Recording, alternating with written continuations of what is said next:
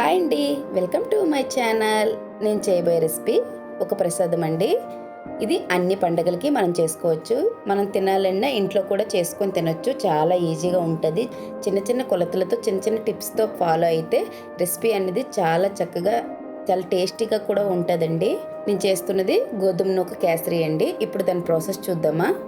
ఒక కడాయి తీసుకొని 1 table spoon నెయ్యి వేసి మన దగ్గర ఏ డ్రై ఫ్రూట్స్ ఉంటే ఆ డ్రై ఫ్రూట్స్ వేసుకొని ఫ్రై చేసి పక్కన పెట్టుకోండి. అదే కడాయిలో 1 కప్పు గోధుమ నూక తీసుకొని బాగా ఫ్రై చేసుకోండి. నేనైతే 1 కప్పు గోధుమ నూక తీసుకుంటున్నానండి. నాకు కొంచెం ప్రసాదం సరిపోద్ది. మీకు ఎక్కువ ప్రసాదం కావాలి, ఎవరికైనా పంచాలి అని అనుకుంటే కొంచెం ఎక్కువ కొలతల్లో మీరు తీసుకోవాలి.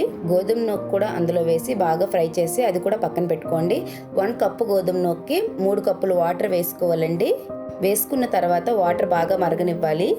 చిన్న చిన్న బబుల్స్గా వచ్చేటప్పుడు మనం ముందుగా ఫ్రై చేసుకున్న గోధుమ నూకను అందులో వేసి వెంటనే కలుపుతుండాలండి. కలపడం ఆపిస్తే చిన్న చిన్న ఉండలు కట్టేసి కేసరి బాగా రాదు.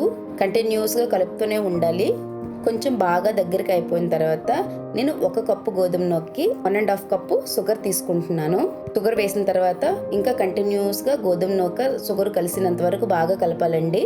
అలాగే షుగర్ కరిగి ఇలాగ మనకి ఈ మిశ్రమంలో వస్తుంది. ఆ మిశ్రమం అనేది బాగా గట్టిపడి చాలా థిక్గా అయిపోద్దండి. ఆ థిక్గా అయ్యేటప్పుడే మనం 1 కప్పు నూకకి 1/2 కప్పు నెయ్యి వేసుకోవాలండి. మనం అంత నెయ్యి వేసుకోవడం వల్ల మనకి నిల్వ అన్నది ఎక్కువ రోజులు ఉంటుంది. మీకు ప్రసాదం ఎక్కువ రోజులు కావాలంటే ఈ కొలతల్లో చేయండి, నిల్వ ఉంటుంది. ఎక్కువ రోజులు అంటే మీ ఉద్దేశం సంవత్సరాలు కాదండి, 3-4 డేస్ ఉంటుందని. అదే కొంచెం నెయ్యి వేస్తే ఆ ఒక్కరోజే పనికొస్తుంది, నెక్స్ట్ రోజు పాడైపోద్ది. నెయ్యి వేసుకున్న తర్వాత అది కూడా బాగా మిక్స్ అయ్యేటట్టు కలపండి. మనం ముందుగా ఫ్రై చేసుకున్న జీడిపప్పును కూడా వేసి ఇంకొంచెం కలిపి సర్వింగ్ బౌల్లో సర్వ్ చేసుకొని దేవుడికి నైవేద్యంగా పెట్టాల్సిన వాళ్ళు దేవుడికి నైవేద్యంగా పెట్టండి. లేదు తినడానికి చేసుకోవాలనిపించి చేసుకున్నాం అన్నాళ్ళు హ్యాపీగా ఎంజాయ్ చేస్తూ తినండి. చాలా టేస్టీగా ఉంటుంది. మనం ఈ ప్రసాదంలో ఎంత డ్రై ఫ్రూట్స్ వేస్తే అంత టేస్ట్గా ఉంటుందండి. దాన్ని బట్టి మీరు ఎన్ని వేయాలనేది చూసుకొని వేసుకొని పక్కా కొలతలుగా చేయండి. చాలా టేస్టీగా వస్తుంది. నా రెసిపీ కనుక మీకు నచ్చినట్టయితే లైక్ చేయండి, మీ ఫ్రెండ్స్కి ఎవరికైనా షేర్ చేయండి, సబ్స్క్రైబ్ కూడా చేసుకోండి ప్లీజ్ అండి.